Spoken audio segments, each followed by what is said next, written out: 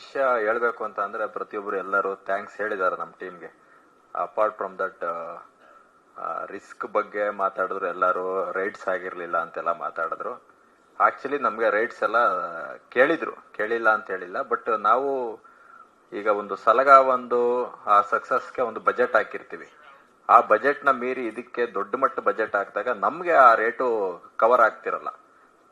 ಆ ವಿಷಯದಲ್ಲಿ ನಾವು ಸ್ಯಾಟಲೈಟ್ ಆಗಿರ್ಬೋದು, OTT ಅವ್ರನ್ನ ನಾವು ದೂರದ್ಕಿಂತ ಹೆಚ್ಚಾಗಿ ಅವ್ರಿಗೆ ಅದು ವರ್ಕೌಟ್ ಆಗ ರೀತಿಲಿ ಅವ್ರು ಕೇಳಿರ್ತಾರೆ. ಯಾಕೆಂತಂದ್ರೆ ಈಗ ನಮ್ಗೆ ನಮ್ ಸಿನಿಮಾ ಎಷ್ಟು ದೊಡ್ಡದು, ಅವ್ರಿಗೆ ಅವ್ರ ಪ್ಲಾಟ್ಫಾರ್ಮ್ ಅಲ್ಲಿ ನಮ್ಗೆ ಈ ರೇಟು ಅಂತ ಕೇಳಿದಾಗ ನಾವು ಪೆಂಡಿಂಗ್ ಇಟ್ಕೊಂಡು, ಈಗ ನಮ್ಗೆ ಆಡಿಯೋ ಸೇಲ್ ಆಯ್ತು ದೊಡ್ಡ ಮಟ್ಟಕ್ಕೆ, ಅದೇ ತರ ನಮ್ಗೆ OTT ಮತ್ತೆ ಸ್ಯಾಟಲೈಟ್ ಬೇಕು ಅಂತ ಕೇಳಿದಾಗ ನಾವು ಅದನ್ನ ಹಂಗೆ ಪೆಂಡಿಂಗ್ ಇಟ್ಕೊಂಡು ಕೊನೆಗೆ ಏನ್ ಮಾಡೋದು ಅಂತ ಅಂದಾಗ, ಕೊನೆಗೆ ಫಸ್ಟ್ ನಮ್ಗೆ ಹೇಳಿದ್ದನ್ನ ನಮ್ಗೆ RS ಕೊಡ್ರು.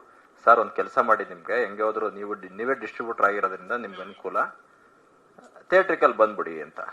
ಅವತ್ತಂಗ್ ಮಾತಾಡಿದೀವಿ. ಮಧ್ಯಾಹ್ನ ನಾನು ನಮ್ಮ ಕಾರ್ತಿಕ್ ಅವರು, ಯೋಗಿ ಅವರು ಆಫೀಸಲ್ಲಿ ಸಿಗ್ತೀವಿ.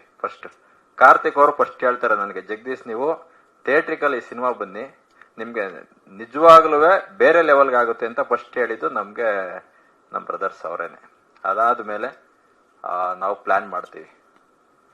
ನಾನೇನಕ್ಕೆ ಈ ವಿಷಯ ಹೇಳ್ತೀನಿ ಅಂತ ಅಂದ್ರೆ, ಇವತ್ತು ಸಿನಿಮಾ ಮಾಡೋದು ಎಲ್ರಿಗೂ ಈಸಿ, ಸಿನಿಮಾವನ್ನ ತಲುಪಿಸೋದಿದೆಯಲ್ಲ.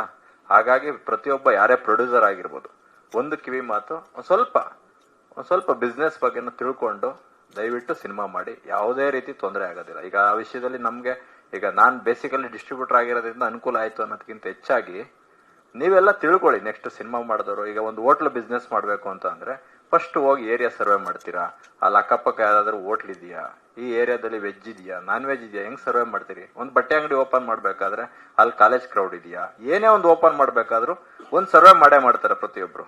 ಆದ್ರೆ ನಾನ್ ಅಬ್ಸರ್ವ್ ಮಾಡಿರೋದು, ಸಿನಿಮಾ ಮಾಡ್ಬೇಕಾದ್ರೆ ಯಾರು ಸರ್ವೆ ಮಾಡಲ್ಲ, ಬ್ಲೈಂಡ್ ಆಗಿ ಬರ್ತಾರೆ, ಸಿನಿಮಾ ಮಾಡ್ತಾರೆ, ಆಮೇಲೆ ಬಾಯಿಗೆ ಬಂದಂಗ್ ಬೈಕೊಂಡು ಇಂಡಸ್ಟ್ರಿ ಬಗ್ಗೆ ಒಯ್ತೀರಾ. ದಯವಿಟ್ಟು ಇಂಡಸ್ಟ್ರಿಗೆ ಬೈಯೋ ಯೋಗ್ಯತೆ ಅಧಿಕಾರ ಯಾರಿಗೂ ಇಲ್ಲ. ಯಾಕೆ ಅಂತ ಅಂದ್ರೆ ನಿಮ್ನ ಯಾರು ಇಲ್ಲಿ ಕರೆಯಲ್ಲ ಅಲ್ವಾ. ನೀವು ಬಂದು ಸಕ್ಸಸ್ ಸಿಕ್ಕಿದ್ರೆ ಹೊಗಳೋದು, ಫೇಲ್ಯೂರ್ ಆದ್ರೆ ಬೈಯೋದು.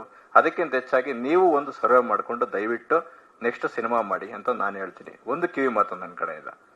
ಇನ್ನ ನಮ್ಮನ್ನ ನಂಬಿ ಅವತ್ತು ನಾವು ಸಿನಿಮಾ ಅನೌನ್ಸ್ ಮಾಡಿದಾಗ ನಾನು ಹೇಳಿದ್ದೆ, ಅವತ್ತು ಆಕ್ಚುಲಿ ನೀವು ಯಾವ್ದಾದ್ರು ನಮ್ದು ಇದೇ ಜಾಗದಲ್ಲಿ, ನಮ್ಮ ನವರಸಂ ಲಕ್ಕಿ ಸ್ಪಾಟ್ ಇದೇ ಜಾಗದಲ್ಲಿ ನೀವು ನಂದು ಹಳೇದು ಯಾವ್ದಾದ್ರು ವಿಡಿಯೋ ತೆಗೆದ್ರೆ ನೀವು ಬೇಕಾದ್ರೆ ಹಾಕಬಹುದು, ಅಂದು ಇಂದು ಅಂತ ಬೇಕಾದ್ರು.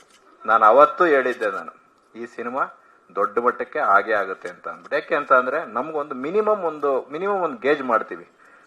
100ಕ್ಕೆ ಒಂದು 10 ಸಲ ಫೇಲ್ಯೂರ್ ಆಗ್ಬೋದು, ಬಟ್ ಆಲ್ಮೋಸ್ಟ್ ಗೇಜ್ ಮಾಡ್ತೀವಿ ಇದನ್ನ. ಅವೆಲ್ಲ ನಾವು, ಇದು ಜಗದೀಶ್ ಒಬ್ಬಂದೇ ಅಲ್ಲ ಇದು ಐಡಿಯಾ. ಇದ್ರ ಹಿಂದೆ ತುಂಬಾ ಜನ ನನ್ನ ಸಪೋರ್ಟ್ ಮಾಡಿದ್ದಾರೆ. ನಾನೇನಕ್ಕೆ ಈ ಮಾತು ಹೇಳ್ತೀನಿ ಅಂತ ಅಂದ್ರೆ, ಜಗದೀಶ್ ತರ ಎಲ್ರಿಗೂ ಆಪರ್ಚುನಿಟಿ ಸಿಗಲ್ಲ. ಇವತ್ತು ನನ್ನ ಹತ್ರ ಬಂದು ತುಂಬಾ ಜನ ನನ್ನ ಹತ್ರ ಮಾತಾಡ್ತಾರೆ. ಈಗ ನಾನು ಕಾರ್ತಿಕ್ ಅವರು, ಯೋಗಿ ಅವರು ಇದ್ದಾಗೆಲ್ಲ ತುಂಬಾ ಜನ ಹೊಸಬ್ರು ಬರ್ತಾರೆ. ಪಾಪ ಅವ್ರ ಪಾರ್ಟ್ ನೋಡಿದ್ರೇನೆ ಒಂಥರ ಅಯ್ಯೋ ಅನ್ಸುತ್ತೆ. ಸಿನಿಮಾ ಮಾಡಿರ್ತಾರೆ, ಒಬ್ಬ ಪ್ರೊಡ್ಯೂಸರ್ ಇರ್ತಾರೆ, ಒಬ್ಬ ತುಂಬಾ ರೆಪ್ಯೂಟೆಡ್ ಫ್ಯಾಮಿಲಿ ಇರ್ತಾರೆ, ಅಲ್ಲಿ ಬಂದು ಸ್ಟ್ರಗಲ್ ಪಡ್ತಾರೆ. ಅದೆಲ್ಲದಕ್ಕಿಂತ ಹೆಚ್ಚಾಗಿ ದಯವಿಟ್ಟು ಸಿನಿಮಾ ಬಗ್ಗೆ ತಿಳ್ಕೊಂಡು ಸಿನಿಮಾ ಮಾಡಿ ಅಂತ ಈ ಮೂಲಕ ಎಲ್ರಿಗೂ ಕೂಡ ನಾನು ಒಂದು ಜಸ್ಟ್ ಇನ್ಫಾರ್ಮೇಶನ್ ಅಷ್ಟೇ ನಾನು ಕೊಡೋದು. ಆಸ್ ಯೂಶುವಲ್ ನಮ್ಗೆ ಒಂದು ಎಕ್ಸ್ಪೆಕ್ಟೇಷನ್ ಇದ್ದೇ ಇತ್ತು ಈ ಸಿನಿಮಾಗೆ.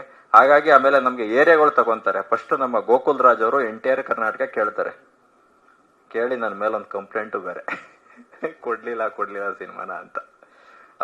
ನಾನು ಅವ್ರಿಗೆ ಹೇಳ್ತೀನಿ, ಸರ್ ನಿಮ್ಗೆ ಒಂದು ಏರಿಯಾ ಕೊಡ್ತೀನಿ, ಯಾಕೆಂದ್ರೆ ಈ ಸಿನಿಮಾನ ನಾವು ಬೇಸಿಕಲಿ ನಾನೇ ಡಿಸ್ಟ್ರಿಬ್ಯೂಟರ್ ಆಗಿರೋದ್ರಿಂದ ಎಲ್ಲ ಏರಿಯಾ ಕೊಡಕ್ ಆಗಲ್ಲ ಸರ್. ಅದು ಏನಾಗುತ್ತೆ ಅಂತ ಅಂದ್ರೆ, ಸರ್ ಸಿನಿಮಾ ತೆಗೆದು ನಿಮ್ಗೆ ಎಲ್ಲಾ ಏರಿಯಾ ನಾವು ಕೊಟ್ಟಿದ್ರೆ ಇವನ್ ಏನೋ ಸಿನಿಮಾ ಕೊಟ್ಬಿಟ್ನಲ್ಲ, ಏನೋ ಡಮ್ಮಿ ಇರ್ಬೇಕೇನೋ ಇದು, ಅದಕ್ಕೆ ಸೇಫ್ ಆಯ್ತಾ ಅವನು ಹಿಂಗೆ ಅನ್ನೋದು. ಅಲ್ಲಿ ನಂತರ ಹುಬ್ಳಿ ಏರಿಯಾ ಅಭಿನವ್ ಎಂಟರ್ಪ್ರೈಸಸ್ ಅಂತ ತಗೊಂತಾರೆ. ಅವರು ದೊಡ್ಡ ರೇಟ್ ಕೊಟ್ಟು ತಗೋತಾರೆ. ಆ ರೇಟ್ ಕೊಡೋದ್ಕಿಂತ ಹೆಚ್ಚಾಗಿ ನಮ್ಗೊಂದು ಭಯ ಇರುತ್ತೆ, ಪಾಪ ಇಷ್ಟು ರೇಟ್ ಕೊಟ್ಟವ್ರೆ, ವರ್ಕೌಟ್ ಆಗುತ್ತೋ ಇಲ್ವೋ ಏನಪ್ಪಾ ಅಂತ ಅಂದ್ಬಿಟ್ಟು. ಬಟ್ ಕಂಟೆಂಟ್ ನೋಡಿದ್ರೆ ಈಸಿಯಾಗಿ ವರ್ಕೌಟ್ ಆಗುತ್ತೆ ಅಂತ ಅಷ್ಟು ನಂಬಿಕೆ ಇಟ್ಟು ತಗೊಂಡಂತ ಗೋಕುಲ್ ರಾಜ್ ಅವರು, ಅಭಿನವ್ ಎಂಟರ್ಪ್ರೈಸಸ್, ಹೈದರಾಬಾದ್ ಕರ್ನಾಟಕ ಒಂದು ನಮ್ಮ ಆನಂದ್ ಅಂತ ಅವರು ಕೊಡ್ತೀವಿ.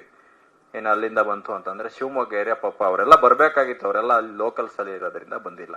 ಅವ್ರಿಗೆ ನಾನು ಆ ಏರಿಯಾ ನಾನು ಕೊಟ್ಟು, ಇನ್ನೆರಡು ಏರಿಯಾ ನಾನು ಇಟ್ಕೋತೀನಿ. ನನ್ನ ಜಗದೀಶ್ ಫಿಲಮ್ಸ್ ಇಂದ ನಾನು 2 ಏರಿಯಾ, ಮೇನ್ BKT ಮತ್ತೆ CBD ಚಿತ್ರದುರ್ಗ ದಾವಣಗೆರೆ ಏರಿಯಾ ನಾನು ಇಟ್ಕೊಂಡು ಇವೆರಡು ನಾನು ಓನ್ ಆಗಿ ರಿಲೀಸ್ ಮಾಡ್ತೀನಿ. ಹೇಳ್ಬೇಕು ಅಂತ ಅಂದ್ರೆ ಸಲಗಾನ ನಾನೇ ಮಾಡಿದ್ದೆ. ಸಲಗಾನ ಮೀರಿಸಿ ಅಂತ ಬಿಗ್ಗೆಸ್ಟ್ ಬ್ಲಾಕ್ ಬಸ್ಟರ್ ಆಗಿರೋ ಸಿನಿಮಾ ನಮ್ಮ ಭೀಮಾ ಅಂತ ಹೇಳೋದಕ್ಕೆ ಒಂದು ಹೆಮ್ಮೆ ನನಗೆ ಅಂತ ಹೇಳ್ತಾ ಸಕ್ಸಸ್ ಮೀಟ್ನ ದೊಡ್ಡ ಮಟ್ಟದಲ್ಲಿ ಮಾಡಬೇಕು ಅಂತ ಅನ್ಕೊಂಡಿದ್ವಿ. ಅವಾಗ ಪ್ರತಿಯೊಬ್ಬರಿಗೂ ಥ್ಯಾಂಕ್ಸ್ ಹೇಳ್ತಾ ಪ್ರತಿಯೊಬ್ಬರು ನೆನಪು ಮಾಡ್ಕೊಳ್ಳೋಂಥ ಸಮಯ ಬಂದೇ ಬರುತ್ತೆ ಅಂತ ಹೇಳ್ತಾ ಕೊನೆಯದಾಗಿ ನನ್ನ ಭೀಮನಿಗೆ ಒಂದು ಥ್ಯಾಂಕ್ಸ್ ಹೇಳ್ತಾ ನನ್ನ ಮಾತು ಮುಗಿಸ್ತೀನಿ. Thank you. ಬನ್ನಿ, ನಿಮ್ದೆ ಇಟ್ಕೊಂಡವ್ರೆ. ಸರ್ ಈಗ ಸೆಕೆಂಡ್ ವೀಕ್ಗೆ ನನಗೆ ಆಲ್ಮೋಸ್ಟ್ ಎಲ್ಲಾ ಥಿಯೇಟರ್ ರಿಟರ್ನ್ ಆಗುತ್ತೆ. ಏಕೆಂತಂದ್ರೆ ಇವತ್ತು ನಾವಿಲ್ಲಿ ಸುಳ್ಳು ಹೇಳ್ಬೋದು, ಇವತ್ತು ಯಾರೇ ಒಂದು ಆ್ಯಪ್ ಓಪನ್ ಮಾಡಿದ್ರೆ ಈಸಿಯಾಗಿ ಸಿಗುತ್ತೆ. ಎಲ್ಲಾ ಥಿಯೇಟರ್ ಕೂಡ ನನಗೆ ರಿಟರ್ನ್ ಆಗುತ್ತೆ. ಎಲ್ಲಾ ಕಡೆ ಎಲ್ಲಾ ಕಡೆ ಕಲೆಕ್ಷನ್ ಚೆನ್ನಾಗಿದ್ದಾಗ ಯಾವ ಥಿಯೇಟರ್ ಸರ್ 8 ತಿಂಗಳಿಂದ ಸಿನಿಮಾನೇ ಇರಲಿಲ್ಲ ಅಂತದ್ರಲ್ಲಿ ಇಷ್ಟು ದೊಡ್ಡ ಮಟ್ಟಕ್ಕೆ ಸಿನಿಮಾ ಸಿಕ್ಕಿದಾಗ ಯಾರು ಸಿನಿಮಾ ತೆಗಿಯಲ್ಲ. ಹಾಗಾಗಿ ಅದೊಂದು ಪ್ಲಸ್ ಪಾಯಿಂಟ್. ಆಮೇಲೆ ನಮ್ದೇ ಥಿಯೇಟರ್ಗಳಿದೆ. ಆಮೇಲೆ ಮೇನ್ ಏನು ಅಂತಂದ್ರೆ ನಮ್ಮ ಫ್ರೆಂಡ್ ಸರ್ಕಲ್ ಥಿಯೇಟರ್ಗಳಿದೆ ಮೇನ್ ಆಗಿ. ಹಾಗಾಗಿ ಎಲ್ಲರೂ ಸಪೋರ್ಟ್ ಚೆನ್ನಾಗಿದೆ ಈ ಸಿನಿಮಾಗೆ.